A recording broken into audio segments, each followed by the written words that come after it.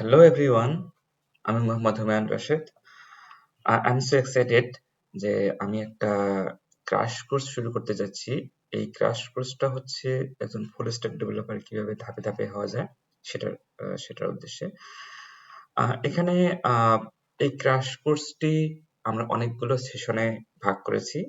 এই সেশনগুলো আমরা back end front end বিভিন্ন মডিউল অনুসারে ভাগ করেছি। সো আপনারা যদি ধৈর্য সহকারে এই ক্র্যাশ কোর্সটি ফলো করেন তাহলে ইনশাল্লাহ আমি যেটা বলতে পারি যে 3 মাস সময় দিলে আপনারা যারা এখন গ্রাজুয়েট আছেন অথবা যারা জব পাচ্ছেন না, যারা ফুল স্ট্যাক ডেভেলপার হওয়ার কথা চিন্তা করছেন, তারা ইনশাল্লাহ হয়ে যাবেন, তারা জব পেয়ে যাবেন। বিকজ আমি এখানে অনেক ডিপলি যাব, অনেক গভীরে আলোচনা করব। যে কোনো টপিক নিয়ে যদি আলোচনা শুরু করি তাহলে সেই আলোচনাটা অনেক ভেতরে যাব। সো যেটা অত্যন্ত গুরুত্বপূর্ণ। এবং আমি যেটা করব সেটা হচ্ছে যে এই ক্র্যাশ কোর্সটিতে হচ্ছে যে প্রজেক্টটা আমরা করব সেটা হচ্ছে আমি এর সাথে আপনাদের সাথে কোডিং করব, যাতে কিনা হচ্ছে আপনিও আমার সাথে কোডিং করতে পারেন। কোনো রকমের ভিডিও পজ করে টেনে যাতে এরকম করতে না হয়। সো সেজন্য আমি নিজেই হচ্ছে কোডিং করব যাতে আপনাদের সাথে যেতে পারি। এবং প্রতিটা ধাপে ধাপে হচ্ছে কোনো রকমের বাগ আসতেছে কিনা সেটা হচ্ছে আলোচনা করব। সে বাগ রিজলভ করা যায় সেটা আলোচনা করব। সব থেকে বড় যে ব্যাপারটা সেটা হচ্ছে এই ক্রাশ কোর্সটিতে যে প্রজেক্টটা ব্যবহার করব এটা একজন একজন লাইভ প্রজেক্ট। মানে সাধারণত কি হয়, আমরা যখন ইউনিভার্সিটিতে যখন যে প্রজেক্টগুলো করি সেই প্রজেক্টগুলো সাধারণত সিজিপিএ পাওয়ার জন্য হয়ে থাকে। বাট আমি এখানে যে প্রজেক্টটা ব্যবহার করব সেটা কিন্তু ক্লায়েন্ট যে প্রজেক্টটা চায়, ক্লায়েন্ট যে কোয়ালিটির প্রজেক্ট চায় সেই প্রজেক্ট আমি এখানে আমরা তৈরি করব। ওকে, লেটস স্টার্ট। আচ্ছা, আমরা শুরু করার আগে কয়েকটা জিনিস দেখি। আসলে বাংলাদেশে আম সিএসসি কতগুলো পাস করে?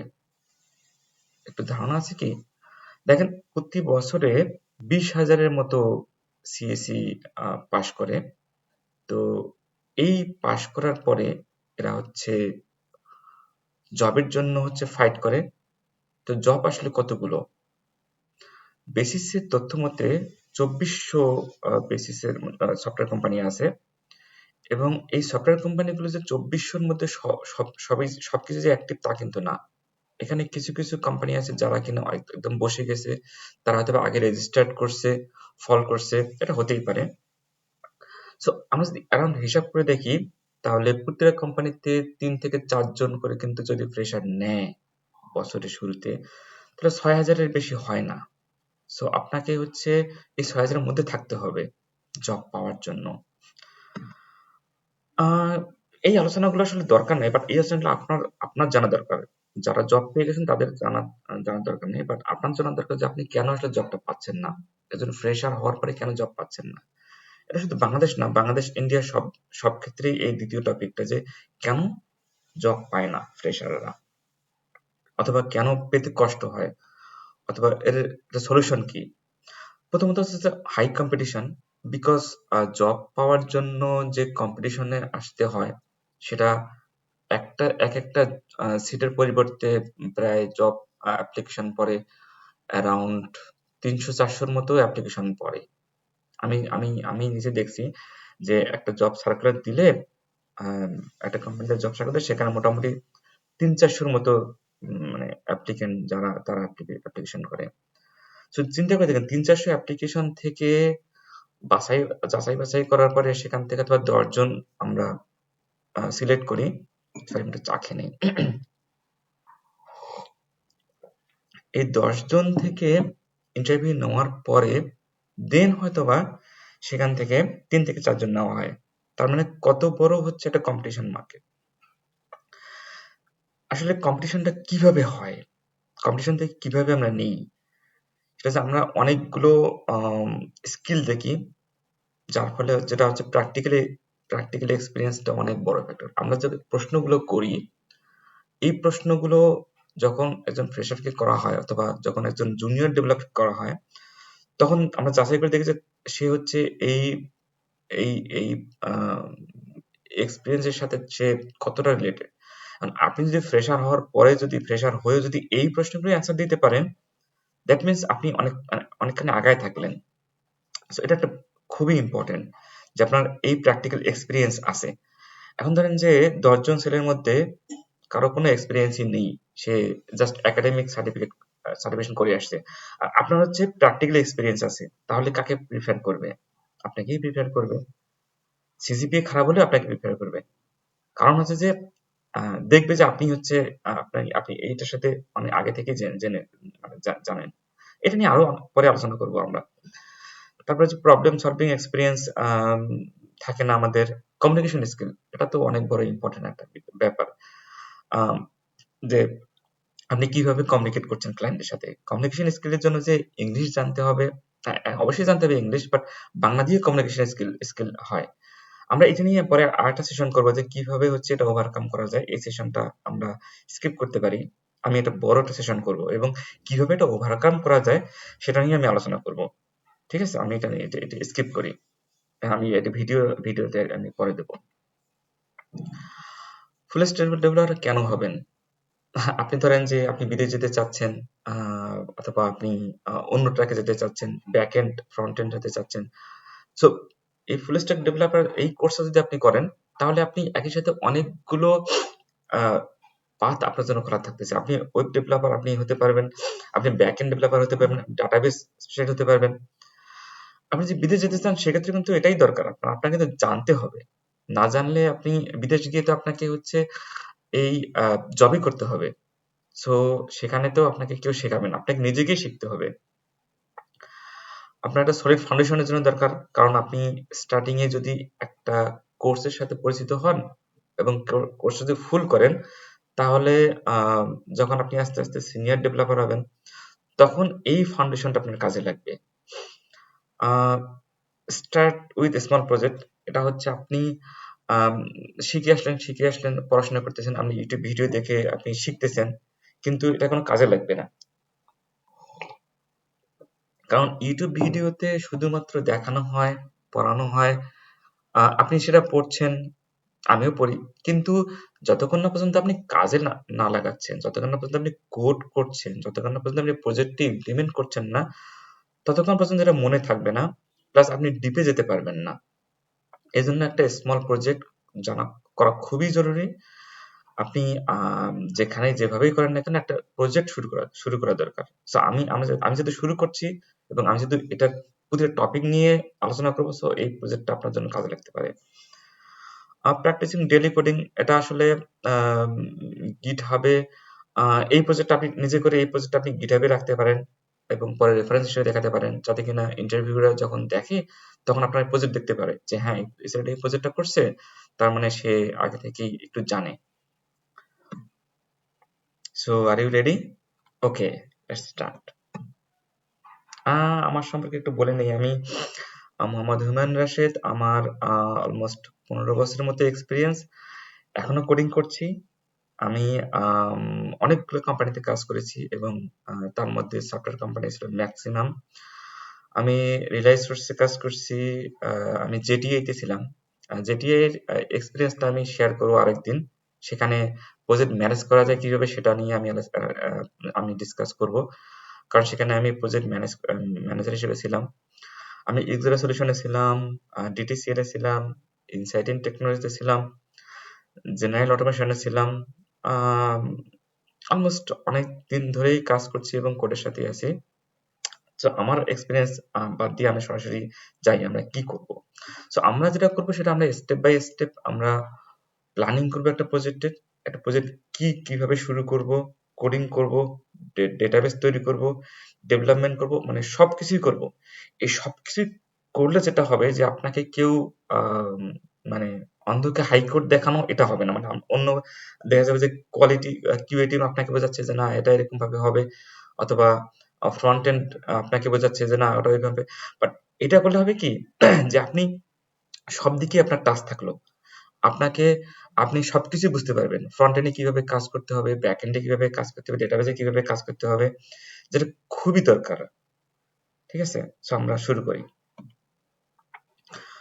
মিনিমাম প্রিরিকুইজিট নলেজ একটু দরকার আছে, বিকজ হচ্ছে আমি একেবারেই হচ্ছে ভেরিয়েবল কি, ফাংশন কি, এই জিনিসগুলো শেখাবো না। বিকজ এটা আপনি হয়তো শিখে আসছেন, ইউনিভার্সিটিতে শিখে আসছেন। সো এই নলেজ থাকতে হবে। সি শার্প নলেজ আমরা সি শার্প দিয়ে শুরু করব। সো সি শার্পের অবজেক্ট ওরিয়েন্টেড প্রোগ্রামিং নলেজটা এখানে থাকতে হবে।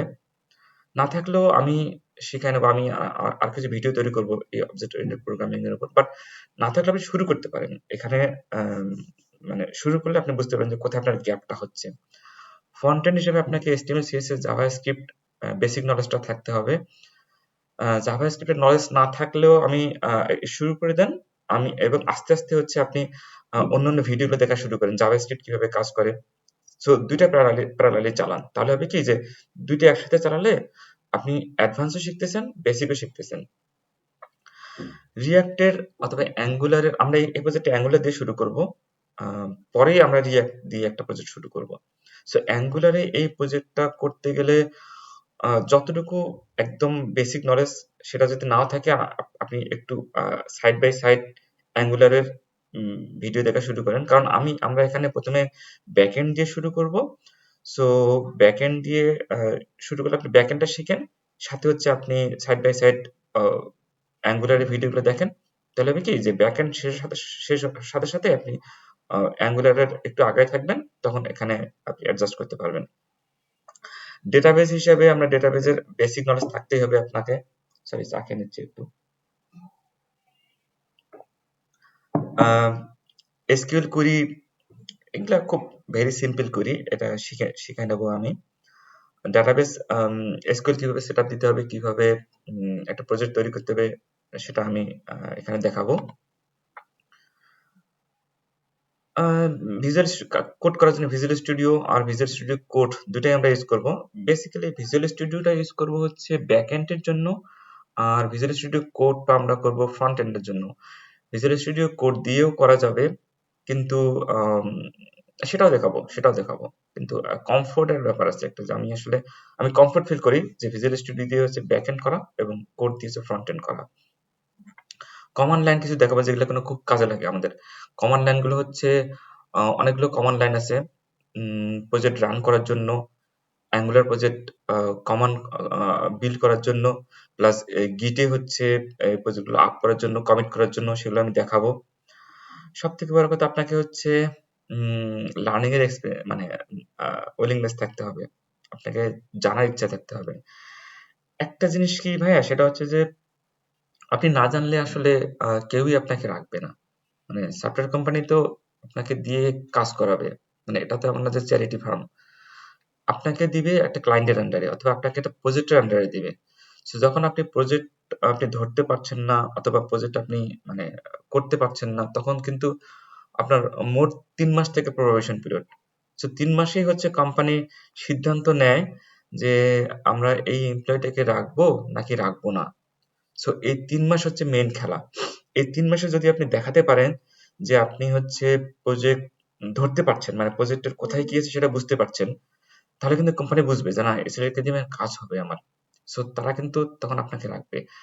সো শুরুতে যখন আপনি বিভিন্ন জিনিস দেখে যখন আপনি এটা অচেনা মনে হবে না, যে এটা কি জিনিস ওটা কি জিনিস আপনি ধরতে পারছেন না, তখন কিন্তু এখানে ঝামেলাটা শুরু হয়ে যায়। সো আপনি ভালো ইন্টারভিউ দিলেন, আপনি হচ্ছে সিজিপিএ ভালো আপনার, আপনি জব পেয়ে গেলেন। জব পাওয়া মানেই কিন্তু সমস্যার সমাধান না। জব পাওয়ার পরে ৩ মাস কিন্তু দেখা হয়, অথবা কোনো কোনো ক্ষেত্রে ৬ মাস দেখা হয় একটা এমপ্লয়িকে, যে এই এমপ্লয়িটা আমার কতটুকু মানে কাজ করতে পারছে। এটা সবখানেই, আর এটা আপনি ব্যাংকে যান, এটা আপনি হচ্ছে সফটওয়্যার কোম্পানিতে যান, সব জায়গাতেই হচ্ছে আপনাকে দেখবে ৩ মাস। আর ব্যাংকের ক্ষেত্রে তো আরো একটু করা। ব্যাংকের ক্ষেত্রে হচ্ছে এখন ব্যাংকিং সিস্টেম, ব্যাংকিং সিস্টেমের জন্য আপনার ব্যাক এন্ড ডেভেলপমেন্ট খুবই দরকার। কারণ ব্যাংকিং সিস্টেমের জন্য ডেটাবেস খুব ভালোভাবে জানতে হবে, ব্যাক এন্ডের কোড ভালোভাবে জানতে হবে। সো এই জিনিসটা আপনার মানে মানে আমি আপনাকে বোঝাতে পারছি কিনা জানি না, যে এই কোর্সটা কতটা হচ্ছে আমি কতটা গুরুত্বপূর্ণ হতে যাচ্ছে। কারণ এখানে আম, আমি একদম ডিপ লেভেল নিয়ে আলোচনা করব। ওকে, আমরা শুরু করে দিই যে আমরা কি করব আসলে। আমরা পুরো প্রজেক্টটাকে আমরা যদি স্ট্রাকচার হিসেবে দেখি, তাহলে তিনটা ভাগ থাকে। এটা যে কোনো প্রজেক্টের ক্ষেত্রেই একটু ভালোভাবে শুনেন। এখানে ফ্রন্ট এন্ড থাকে, ব্যাক এন্ড থাকে, ডেটাবেস থাকে, মেইনলি তিনটা। এর বাইরেও থাকে ডেভেলপমেন্ট, টেস্টিং থাকে, দেন হচ্ছে ডেভেলপমেন্ট থাকে, বাট মেইন থেকে তিনটা। সো ফ্রন্ট এন্ডে আমরা HTML, CSS, জাভাস্ক্রিপ্ট ইউজ করবো, এবং জাভাস্ক্রিপ্টের জন্য আমরা অ্যাঙ্গুলার ইউজ করবো। অ্যাঙ্গুলারে হচ্ছে আমরা কোর কনসেপ্টগুলো দেখবো, স্টেট ম্যানেজমেন্ট দেখবো, which is very important, because react ব্যবহার করা হচ্ছে রিডাক্স স্টেট ম্যানেজ করার জন্য, আর অ্যাঙ্গুলারের ক্ষেত্রে সেটা হচ্ছে NGRX, সরি। সো এটাকে স্টেট ম্যানেজমেন্ট বলে। স্টেট ম্যানেজমেন্ট কি সব ডিসকাস করবো পরে। আমরা ফর্ম ইউজ করবো, HTTP কমিউনিকেশন। এই HTTP কমিউনিকেশনটা হচ্ছে ফ্রন্ট এন্ড থেকে ব্যাক এন্ড কিভাবে কানেক্ট করে, মানে ফ্রন্ট এন্ডের যে কোড, এই ফ্রন্ট এন্ডের কোড ব্যাক এন্ডের যে এপিআই আছে, এপিআই কি সেটা পরে ডিসকাস করব। এই ব্যাক এন্ড থেকে যখন কোনো রিকোয়েস্ট আসে, সেই রিকোয়েস্টের সাথে কিভাবে কানেক্ট করে, সেটা HTTP কমিউনিকেশন কিভাবে করে সেটা আমি দেখাবো। টেস্টিংটা আসলে শেষে প্ল্যান আছে টেস্টিংটা দেখানো। টেস্টিংটা পরে ইম্পর্টেন্ট, আপাতত হচ্ছে ফ্রেশারদের জন্য, জব পাওয়ার জন্য ততটা ইম্পর্টেন্ট না। ব্যাক এন্ডের জন্য আমরা ডটনেট সিলেক্ট করছি, ডটনেট দিয়ে প্রজেক্টটা করব। এখানে হচ্ছে আমরা ডটনেট কোর ইউজ করব, ডটনেট 8 ইউজ করব। সো কোর ফ্রেমওয়ার্কের হচ্ছে ডটনেট কোর কি, এসপি ডটনেট কোর কি, সেটা আলোচনা করব, সেটা দিয়ে দেখাবো। ওয়েব এপিআই আমি হচ্ছে এই প্রজেক্টটা ওয়েব এপিআই দিয়ে করব। সো ওয়েব এপিআই কেন ইউজ করছি, কি করছে সেটা দেখাবো। Dependency injection, which is very very important, যে concept is very very important. Dependency injection এটা কিভাবে কাজ করে, কি সবকিছু আমি খুব এমন ভাবে বলবো যাতে কিনা, এমন ভাবে বোঝাবো যাতে কিনা আপনি কোনোদিন ভুলে যাবেন না, এইভাবে আমি দেখাবো। মিডলওয়্যার কি সেটাও দেখাবো। মিডলওয়্যার ইউজ করব আমরা, হচ্ছে অটোম্যাপার ইউজ করব। অটোম্যাপার, জাস্ট এই টার্মগুলো শুনে রাখেন। এই টার্ম অনেক সময় হয় কি যে আপনি ডিপে জানেন না, বাট আপনি টার্মগুলো জানেন, তারপরেও কিন্তু এই টার্মগুলো দিয়ে পরে কিন্তু যদি আপনি শুনেন যে সিনিয়ররা কি বলছে, অটোম্যাপার ইউজ করছি আমরা এই প্রজেক্টে, আইলগার ইউজ করছি, আপনি বুঝতে পারবেন যে অটোম্যাপার কি, এটা আসমান থেকে আসলো নাকি। সো এই জিনিসটা বুঝতে পারবেন যে অটোম্যাপার কি, আপনি গুগলেও সার্চ করতে পারবেন। বিষয়টা হচ্ছে যে আপনি একটা জিনিস জানেন না, ভালো কথা, বাট আপনি কি জানেন না সেটাই জানেন না, তাহলে কিন্তু এটা মহাবিপদ। আপনি অটোম্যাপার কি হ্যাঁ শুনছেন, বাট জানেন না ডিপলি, তারপরে চলবে। অ্যাপ সেটিংস কনফিগারেশন কিভাবে ব্যবহার করা যায় সেটা আমি ধাপে ধাপে দেখাবো, যে আসলে ওখানে এটা প্রজেক্টে কিভাবে হেল্প করে। এখানেও ইউনিট টেস্টিং আমরা দেখাবো, কিন্তু এই ইউনিট টেস্টিং, মকিং, দেন হচ্ছে ইন্টিগ্রেশন টেস্টিং, এটা হার্ডনেস টেস্টিং আরো আছে। এই টেস্টিং পার্ট আমরা পরে রাখছি, ঠিক আছে। এই প্রজেক্টটা একদম শেষে রাখছি টেস্টিং পার্টটা, আমি দেখাবো। ডেটাবেজের ক্ষেত্রে হচ্ছে এসকিউএল সার্ভার ইউজ করব আমরা ডেটাবেস ডিজাইন করব, ডেটাবেস ডিজাইন করবে, টেবিল ডিজাইন করে ধাপে ধাপে ধাপে ধাপে কিভাবে কোন কোন সিনারিওর ক্ষেত্রে কোন ধরনের টেবিল তৈরি করতে হবে সেটা আমি দেখাবো। যে একটা সিনারিও আসছে, এই সিনারিওতে টেবিলটা কিরকম হবে, কার সাথে কি রিলেশন থাকবে, ফরেন রিলেশন থাকবে কিরকম, one to many, many to many relation থাকবে কিভাবে, সেটা দেখাবো। কুইরির ক্ষেত্রে হচ্ছে আপাতত হচ্ছে যেটা চিন্তা করছি সেটা হচ্ছে যে একদম বেসিক জিনিসটা দেখাবো। স্টোর প্রসিডিউরের দিকে যাওয়ার প্ল্যান আছে, দেখা যাক কতদূর যাওয়া যায়। সো আমরা এটা হচ্ছে দেখাবো প্রজেক্টের ক্ষেত্রে। সো এটা হচ্ছে অনেক ক্ষেত্রে হয় কি যে আমরা হচ্ছে, আমি নিজেই যেমন শেখার সময় দেখা যায় যে একটা কোনো কিছু পাইছি, ওটা দিয়ে সার্চ দিলাম, শিখলাম, আবার সার্চ দিলাম, শিখলাম, বাট কোনো কোনো চেইন থাকে না, যে খাপছাড়া যে এটা শিখলাম, ওটা শিখলাম, ওটা শিখলাম, বাট যখন একটা প্রজেক্ট যখন শুরু করা যায়, যে আমি একটা প্রজেক্ট শুরু করছি, প্রজেক্টে কি কি লাগতেছে, তখন আসলে মেইনলি বোঝা যায় যে আমার গ্যাপটা কোথায়। সো আমি এখানে যেটা করছি সেটা হচ্ছে যে যেহেতু একটা প্রজেক্ট শুরু করছি, সো এই প্রজেক্টটা হচ্ছে ধাপে ধাপে করার জন্য যত রকমের জিনিস আছে, সব জিনিস নিয়ে যখন আলোচনা করব, তখন আপনাদের অ্যাটলিস্ট প্রজেক্টের মানে জন্য যেটা গ্যাপ, সেই গ্যাপটা থাকতেছে না, ঠিক আছে। ওকে, আমরা আসলে একটা প্রজেক্ট শুরু করব, e commerce application from scratch. এখানে হচ্ছে আমরা project product listing, search, user authentication, shopping cart functionality, order placement, payment, এই জিনিসগুলো ব্যবহার করব। এবং এই কয়েকটা জিনিস, হয়তো ভাবছেন যে কয়েকটা জিনিস, শুধুমাত্র এই কয়েকটা জিনিস, আসলে এই কয়েকটা জিনিস ব্যবহার করতে দেখবেন যে আসলে আপনার আপনার নলেজটা কত কত গভীরে চলে যায়। ঠিক আছে? আমরা এখানে .NET 8 ইউজ করব ব্যাক এন্ডে, এন্টিটি ফ্রেমওয়ার্ক ইউজ করব, অটোম্যাপর আইডিয়া যেটা আমি আগে আলোচনা করলাম। সো আমার মনে হয় এই ভিডিওটা এই পর্যন্ত শেষ করা যাক, কারণ অনেক বড় হয়ে যাচ্ছে। আমরা নেক্সট সেশন থেকে আমরা প্রজেক্টের জন্য কি কি লাগবে দেখি, নেক্সট সেশনে কি আছে। আমরা ইনস্টলেশন দিয়ে শুরু করব। সো আপনাদের যাদের ইনস্টলেশন নাই, তারা এই ইনস্টলেশনটা করতে পারেন। যদিও আমি দেখানোর ইচ্ছা আছে, এই ইনস্টলেশনটা করে নিতে পারেন। ঠিক আছে? সো আজকে এই পর্যন্তই। Thank you. আশা করি আমার সাথে থাকবেন এবং এই প্রজেক্ট শুরু থেকে শেষ পর্যন্ত করে জবও পাবেন এবং আমাকে থ্যাঙ্কস দিবেন যে ভাই আমি জব পেয়ে গেছি আপনার এই প্রজেক্ট করে। এটাই আমার সার্থকতা। So thank you very much.